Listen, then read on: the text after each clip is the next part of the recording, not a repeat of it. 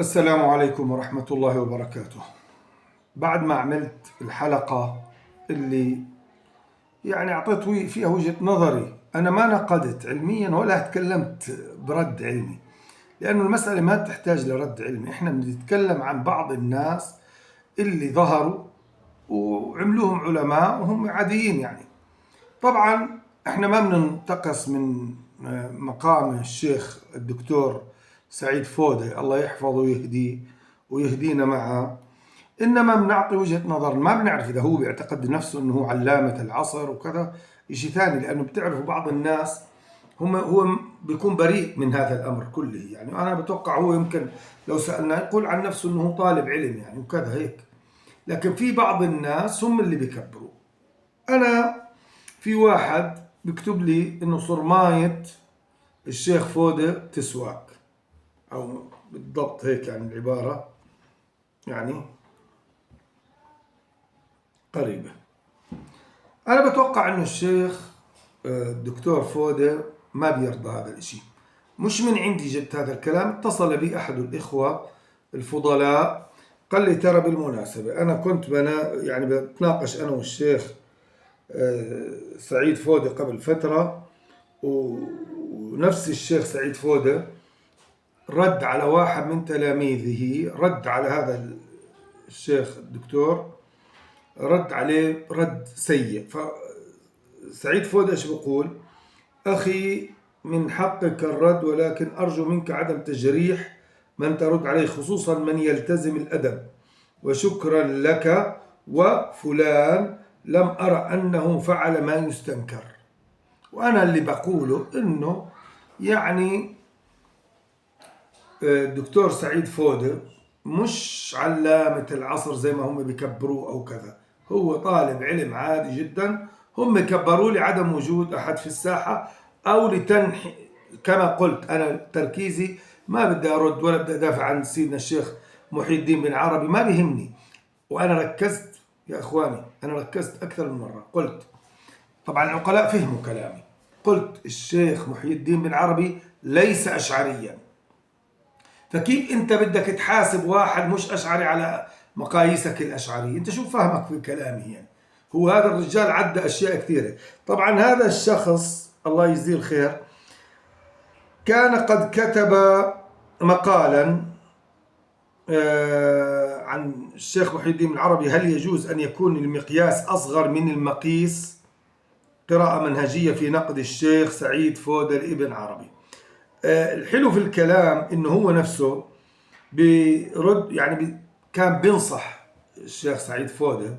هلا انا وجهة نظري في الشيخ سعيد فودة شيء، وهو كشخص شيء اخر. انا حكيت لكم في من تلاميذه من وجدتهم طيبين، واحد منهم رد علي ورد يمكن شبه قاسي شوي، انا متقبله على قلبي زي العسل، وهو بيعرف نفسه مين هو.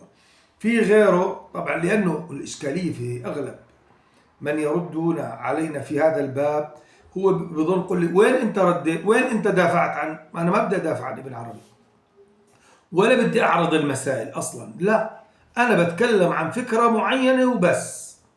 ولا ابن عربي اصلا مش اشعري عشان تيجي تحاكمه على قواعدك.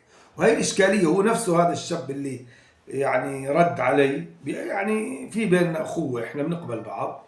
هو نفسه اول ما تعرف علي صنفني تصنيف معين، بعد شوي صنفني تصنيف.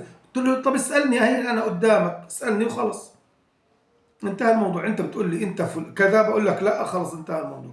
ليش تصنفني؟ لا لا أنت كذا، وأنت رجل فاضل، وأنت ما عندك فاضل إلا الأشعري فقط. لا، بس أقرأ هذا الرد تبع الدكتور لما قال للشيخ سعيد فودة، قال له أنت إنسان صاحب فضل وعلم ولا خلاف على ذلك، وانتقادك لابن عربي في نظري لا عفوا انتقادك لابن عربي نظري علمي لا إشكال فيه، فكل يؤخذ منه ويرد، هيك صح الكلام.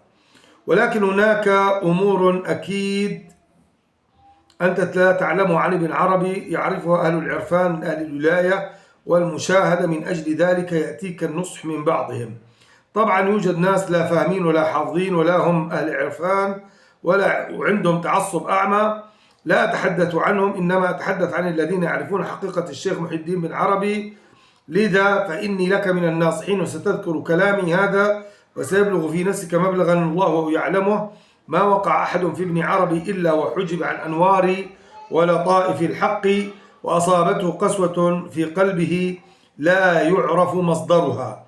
لا تتكلم عنه لا بخير ولا بشر، واسكت عنه، فإنك لن تستطيع على صحبته صبرا، فمثلك ومثله كمثل سيدنا موسى والخضر عليهما السلام، مع فارق التشبيه والمقام. منيح اللي قال مع فارق التشبيه والمقام، يعني برضه نفس الشيخ الدكتور إن عليه مآخذ على الكلام، وممكن نقبل أو الرد. لكن الإشكالية الكبرى إخواننا الكرام، إنه لما أنا ما أكون مثلا أشعري، هل إنه معناته خلاص طلعت من الملة؟ يعني لما نعمل زي السلفيين إنه أنت صاحب الفرقة الناجي، أنا هذا اللي بركز عليه. أنا ما راح أناقش والله قال ابن عربي ليش، وأنا يعني كلامي وحي من السماء يعني خلاص. أنا بتعجب من بعض واحد كاتب لي بيقول لي لما يكون ردك علمي وعلى أصول مبنية. أصول إيش مبنية على إيش؟ حبيبي أنا بالنسبة لي كل الكلام سوى القرآن مشغلة إلا الحديث وإلا الفقه في الدين. لا، أنا عندي كل الكلام كلام فاضي إلا كلام آل البيت عليهم السلام. غير آل البيت أنا بالنسبة لي هيك يعني. فأنت يا بتحاسبني على هذا الشيء وتقول لي تعال أنا ثبت عندي عن آل البيت أنهم قالوا كذا وكذا، أنا بستسلم. فلذلك لابد أن تقرأ أفكار الذي أمامك كي تنقدهم نقدا صحيحا. أنت شو بعرفك بابن عربي وين هو رايح، كيف عقليته، لوين واصل هو؟ أنا هذا يعني اللي بركز عليه. ولذلك قد نجد أناسا مثلا من كل الطوائف يقعون في ابن عربي، وهنالك من يحبونه من طوائف مختلفة يعني شتى. إحنا ما بندافع، وأنا شخصيا بقول لكم أنا بالنسبة لي مع احترامي للشيخ محي الدين بن عربي أنا لست في محل دفاع عنه. ليش؟ لأن أنا ما بدافع عن اللي أعلى منه كمان. يعني اللي أعلى من ابن عربي أنا ما بدافع، أنا ما عندي غير النبي صلى الله عليه وآله وسلم هو الرسول الذي لا ينطق عن الهوى. بعد الرسول عندي أهل البيت اللي يعني نص عليهم رسول الله صلى الله عليه وآله وسلم، الإمام علي والإمام الحسن والحسين أهل الكساء الخمسة وهكذا. هذول أنا بالنسبة لي هيك يعني. فأنت لما تيجي أنت تخترع لي ناس وتقول إنه والله بدك تلزمني فيهم، هذا ما بيجوز، ما بيجوز. استوعب كيف بفكر اللي أمامك عشان تعرف ترد عليه رد علمي. أما أنت والله لا، أنت اللي عندك الأصول والقواعد اللي أنت اخترعتها وشيوخك اخترعوها وبدك تلزمني فيها. لا، إما أن تدعي أنه يأتيك الوحي من السماء عشان أسكت أنت ولا غيرك يعني أنا حتى غيرك ممكن يعني يزعم بعض، يعني بيجيني بعض الناس بيقول لي والله ما في عندك أسلوب. ما بدي أسلوب، يعني أنت اللي أسلوبك علمي جاي من السماء يعني. أنا مش جاي أعطيك أسلوب علمي، أنا جاي أقول لك إنه أنا مسلم ومحي الدين بن عربي مسلم. أنت اللي بدك توصل لنا إياه إنه تكفر ابن عربي. هلا في ناس اتهموا الشيخ سعيد فودة الله يهديه ويهدينا إنه هو من حدادية الأشاعرة. برضو هذا الشيء إحنا بنرفضه. الأشاعرة أصلا في عندهم ناس يغالون في التكفير، وفي ناس لا، أهون وأهون وهكذا. أما في ناس يغالون في التكفير، وما بدي يعني أعرض لكم مين هم، لأنه أغلبكم يمكن تكونوا فاهمين مين بقصد أنا. وفي ناس لا، ما بيغالوا في التكفير، أخف إلى أن نصل إلى أناس معتدلين لا يكفرون وهكذا. التصوف دائرة أوسع من الأشعرية، وهذا الأمر أظن الأكثر يعرف هذا الأمر. فلذلك أنا بدي الشيخ سعيد فودة نفسه يرد على هذا الإنسان اللي بيقول صرماية الشيخ. ما بعرف عاد هو راضي فيها هاي، أنا بتاركها ما بدي أحذفها، خليها.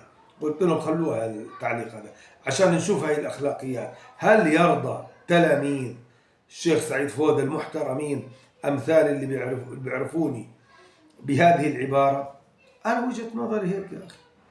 أنا رجل صادق إلى أبعد الدرجات. يوم اللي كان تلميذ سعيد فودة بأول لقاء حكى لي أنت أشعري قح، قلت له أنا مش أشعري، أنا مش جاي أكذب عليكم أقول لك أنا أشعري. لا، الأشاعرة هذه مرحلة بعتبرها. وبالمناسبة بدي أحكي لكم شغلة للأمانة، لما أنا قلت إنه لما الأشاعرة ما وجدوا عندهم علماء صار يظهر أي واحد يتكلم يرد على السلفية. للأمانة فعليا الأشاعرة ما عندهم يعني ما عندهم قوة علمية يعني مخدومة مثل ما هي كانت أصلا عند السلفية. يعني السلفيون في فترة الثمانينات والتسعينات حقيقة أغلب الكتب مين اللي خدمها؟ السلفيون.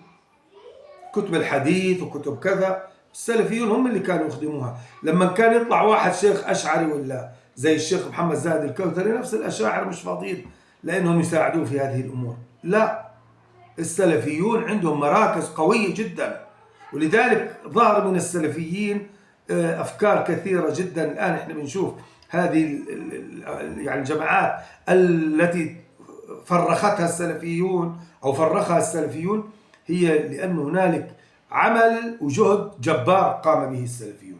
الآن هو صح أو خطأ بحث آخر، بس مش سهل إنه واحد يكون جريء في الرد على السلفيين. نسأل الله سبحانه وتعالى لنا وللشيخ سعيد فودة ولغيره الهداية. وبالنسبة لنا الشيخ محي الدين بن عربي أصلا لا نستطيع أن، أنا ما بدي أحكي، اقرأوا مقال دكتور. المقال بيقول كالآتي، أنا بقرأ لكم إياه عشان اللي بيحب يرجع له جيد. هل يجوز أن يكون المقياس أصغر من المقيس؟ هذا شيء جيد جدا، يعني أعلى من أنه ينتقد من ناس أقل منه، وإلا فعليا في بعض العبارات لا نستطيع أن نفهمها. إلى هنا أقف، وأسأل الله سبحانه وتعالى أن يوفقنا وأن يجمع كلمتنا على الحق دائما وأبدا. والسلام عليكم ورحمة الله وبركاته.